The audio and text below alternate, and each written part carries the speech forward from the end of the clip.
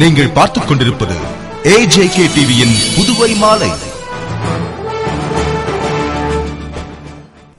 வணக்கம். புதுவை அரசு சார்பில் நடைபெற்ற மகாத்மா காந்தியின் பிறந்தநாள் விழாவில் ஆளுநர் இக்பால் சிங், முதல்வர் ரங்கசாமி உள்ளிட்டோர் கலந்து கொண்டு மகாத்மா காந்தியின் திருவுருவ சிலைக்கு மாலை அணிவித்து மரியாதை செய்தனர். புதுவை கடற்கரை சாலையில் புதுவை அரசு செய்தி மற்றும் விளம்பரத்துறை சார்பில் தேசப்பிதா மகாத்மா காந்தியின் பிறந்தநாள் விழா கொண்டாடப்பட்டது. விழாவில் ஆளுநர் இக்பால் சிங் கலந்து கொண்டு காந்தியின் திருவுருவ சிலைக்கு மாலை அணிவித்து மரியாதை செய்தார். அவரை தொடர்ந்து முதல்வர் திரு ரங்கசாமி, சபாநாயகர் சபாபதி, அமைச்சர்கள் கல்யாண சுந்தரம், ராஜவேலு, தியாகராஜன், சட்டமன்ற உறுப்பினர்கள் நேரு, வைத்தியநாதன், அங்காளன், TPR செல்வம், கார்த்திகேயன், முன்னாள் சட்டமன்ற உறுப்பினர் நடராஜன், தலைமை செயலர் சத்தியவதி உள்ளிட்ட பலர் மாலை அணிவித்து மலர் தூவி மரியாதை செய்தனர்.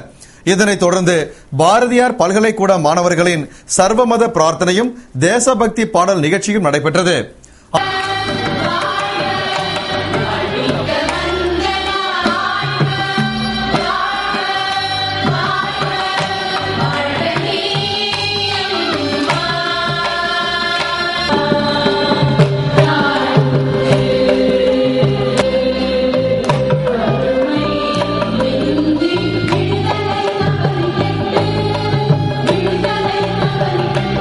அதேபோன்று காங்கிரஸ் சார்பில் மத்திய இணையமைச்சர் நாராயணசாமி தலைமையில் மாநில காங்கிரஸ் தலைவர் AV சுப்பிரமணியன், துணைத் தலைவர் பாலாஜி, முன்னாள் முதல்வர்கள் வைத்தியலிங்கம், D ராமச்சந்திரன், முன்னாள் அமைச்சர்கள் கந்தசாமி, பெத்தபெருமாள், மகளிர் காங்கிரஸ் தலைவி விக்டோரியா, முன்னாள் சட்டமன்ற உறுப்பினர் மனோகர், காங்கிரஸ் பிரமுகர் சிவக்கொழுந்து உள்ளிட்ட காங்கிரஸ் நிர்வாகிகள் தேசப்பிதாவின் திருவுருவ சிலைக்கு மாலை அணிவித்து மரியாதை செய்தனர்.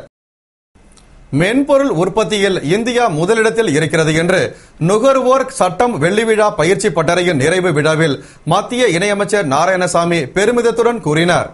மத்திய நுகர்வோர் அமைச்சகம், இந்திய பொது நிர்வாக நிறுவனம் ஆகியவற்றின் சார்பில் நுகர்வோர் சட்டம் வெள்ளி விழா மற்றும் பயிற்சி பட்டறை சாரம் திட்டத்துறை அலுவலகத்தில் நடந்து அதற்கான நிறைவு விழா நடைபெற்றது. விழாவில் இந்திய பொது நிர்வாக நிறுவனத்தின் புதுவை கிளை மேலாளர் தனபால் வரவேற்று பேசிட, மத்திய நுகர்வோர் கல்வி மைய தலைவர் சுரேஷ் மிஸ்ரா தலைமையில் வழக்கறிஞர் சுரேஷ் முன்னிலை வகித்தார். சிறப்பு விருந்தினராக மத்திய இணையமைச்சர் நாராயணசாமி கலந்து கொண்டு பயிற்சியில் பங்கேற்ற மாணவர்கள் மற்றும் அரசு அதிகாரிகளுக்கு சான்றிதழ் வழங்கி பேசுகையில், இந்திய பொது நிர்வாக நிறுவனத்தை முன்னாள் பாரத பிரதமர் நேரு, அரசு மட்டுமே பொதுமக்களுக்கு சேவை செய்யாமல் பொது அமைப்புகளும் சேவை செய்ய வேண்டும் என்ற நோக்கில் கொண்டு வந்தார்.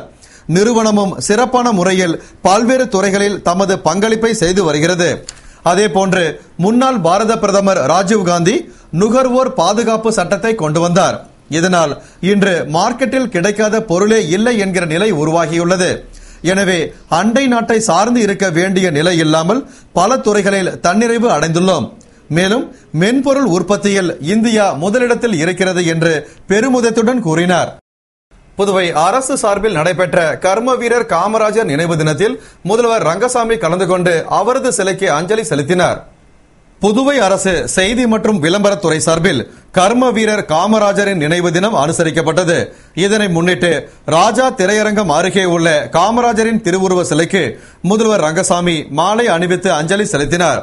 தொடர்ந்து சபாநாயகர் சபாபதி, அமைச்சர்கள் கல்யாண சுந்தரம், ராஜவேலு, தியாகராஜன், சட்டமன்ற உறுப்பினர்கள் நேரு, வைத்தியநாதன், அங்காளன், முன்னாள் சட்டமன்ற உறுப்பினர் நடராஜன் உள்ளிட்ட பலர் மலர் தூவி அஞ்சலி செலுத்தினர். அதேபோன்று காங்கிரஸ் சார்பில் மத்திய இணையமைச்சர் நாராயணசாமி தலைமையில் மாநில காங்கிரஸ் தலைவர் AV சுப்பிரமணியன், துணைத் தலைவர் பாலாஜி, முன்னாள் முதல்வர்கள் வைத்தியலிங்கம், D ராமச்சந்திரன், முன்னாள் அமைச்சர் கந்தசாமி, முன்னாள் சட்டமன்ற உறுப்பினர்கள் மனோகர், பெத்தபெருமாள், காங்கிரஸ் பிரமுகர் சிவக்கொழுந்து, மகளிர் காங்கிரஸ் தலைவி விக்டோரியா உள்ளிட்ட நிர்வாகிகள் காமராஜரின் திருவுருவ சிலைக்கு மாலை அணிவித்து மலர் தூவி மரியாதை செய்தனர். அதேபோன்று திராவிடர் கழகம் சார்பில் தலைவர் வீரமணி தலைமையில் நிர்வாகிகள் பலர் கலந்து கொண்டு காமராஜரின் திருவுருவ சிலைக்கு மாலை அணிவித்து அஞ்சலி செலுத்தினர். புதுவை கிஃப்ட் தொண்டு நிறுவனம் சார்பில் பிளாஸ்டிக் பொருட்களின் பயன்பாட்டை தவிர்ப்பது பற்றிய விழிப்புணர்வு முகாம் மற்றும் கையெழுத்து இயக்கம் முன்னாள் நகரமன்ற துணைத் தலைவர் திரு ஜான்குமார் தலைமையில் நடைபெற்றது. காந்தி ஜெயந்தியை முன்னிட்டு கிஃப்ட் என்னும் தொண்டு நிறுவனம் சார்பில் கடற்கரை சாலையில் சுற்றுச்சூழல் பாதுகாப்பு குறித்த விழிப்புணர்வு முகாம் மற்றும் கையெழுத்து இயக்கம் நடைபெற்றது. முகாமில் முன்னாள் புதுவை நகரமன்ற துணைத் தலைவர் ஜான்குமார் தலைமையில் நிறுவன தலைவர் டென்னிஸ் ஜெகன் முன்னிலையில் சுற்றுப்புற சூழலின் சீர்கேட்டில் பிளாஸ்டிக் பொருட்களின் பயன்பாட்டின் பங்கு பற்றியும் அதனை தவிர்ப்பதற்கான விழிப்புணர்வை ஏற்படுத்தும் வண்ணம் விளக்கம் அளிக்கப்பட்டது. தொடர்ந்து செயலாளர்கள் பக்ருதீன், சிவகுமார், ஒருங்கிணைப்பாளர்கள் சதீஷ், பார்த்திபன், கோபாலகிருஷ்ணன், நிர்மல்குமார் உள்ளிட்ட பலர் கடற்கரை சாலையில் இருந்த பிளாஸ்டிக் குப்பைகளை அகற்றினர். முகாமில் பிளாஸ்டிக் பொருட்கள் பயன்பாட்டால் ஏற்படும் சுற்றுச்சூழல் சீர்கேடு பற்றியும் அதனை தவிர்க்கும் முறை பற்றியும் முன்னாள் நகரமன்ற துணைத் தலைவர் திரு ஜான்குமார் பேசுகையில், புதுவையில் மட்டுமல்ல, நம் நாட்டில் பிளாஸ்டிக் பயன்பாடு அதிக அளவில் உள்ளது. நாம் பயன்படுத்தும் பொருட்கள் மற்றும் உணவு வகைகளை வாங்கும் போதும் பிளாஸ்டிக் பயன்பாடு உள்ளது. பொதுவாக வீட்டில் பயன்படுத்தும் எண்ணெய் பாக்கெட், பால் பாக்கெட் ஆகியவற்றினை சில பெண்மணிகள் எடுத்து வைத்து அதனை கடையில் விற்று பணமாக்குகின்றனர். சில வசதி படைத்த பெண்கள் அதனை பொருட்படுத்துவதில்லை. மேலும் நாம் பயன்படுத்தும் மினரல் பாட்டில்களை தண்ணீரை குடித்தவுடன் அதனை தூக்கி வீசி விடுகிறோம். ஆனால் வெளிநாட்டில் அப்படி செய்ய மாட்டார்கள். அந்த பிளாஸ்டிக் பாட்டிலை பொறுப்புடன் உரிய இடத்தில் போட்டு விடுகின்றனர். அதனை அரசு சுழற்சி முறையில் பயன்படுத்தும்.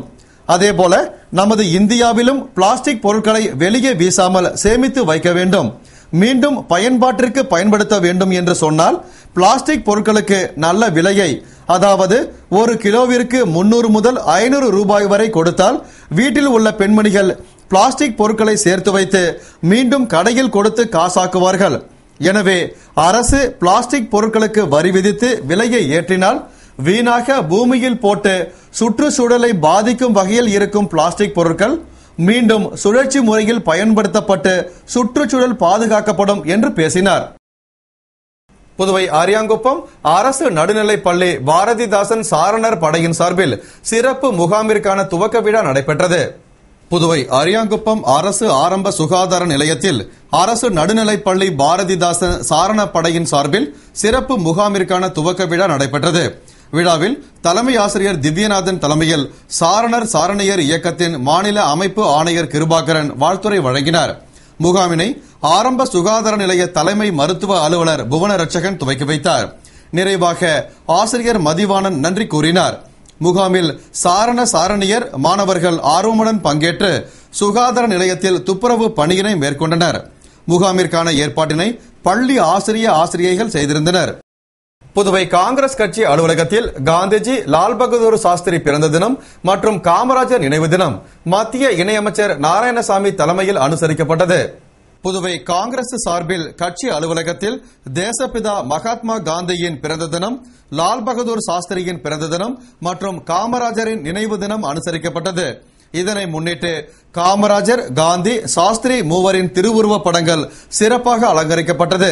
திருவுருவ படங்களுக்கு மத்திய இணையமைச்சர் நாராயணசாமி மாலை அணிவித்து மலர் தூவி மரியாதை செய்தார். பின்னர் மூவருக்கும் புகழாரம் சூட்டினார். அவரை தொடர்ந்து மாநில காங்கிரஸ் தலைவர் ஏவி சுப்பிரமணியன், முன்னாள் முதல்வர்கள் வைத்தியலிங்கம், டி ராமச்சந்திரன், துணைத் தலைவர் பாலாஜி, முன்னாள் அமைச்சர் கந்தசாமி, முன்னாள் சட்டமன்ற உறுப்பினர் பாலாஜி, காங்கிரஸ் பிரமுகர் சிவக்கொழுந்து, மகளிர் காங்கிரஸ் தலைவி விக்டோரியா உள்ளிட்ட பலர் மலர் தூவி மரியாதை செய்தனர். பங்கேற்ற அனைவருக்கும் இனிப்பு வழங்கப்பட்டது. புதுவை இந்திய கம்யூனிஸ்ட் கட்சி சார்பில் தமிழ் திருமண மண்டபத்தில் தேர்தல் கள பணியாளர் கூட்டம் நடைபெற்றது.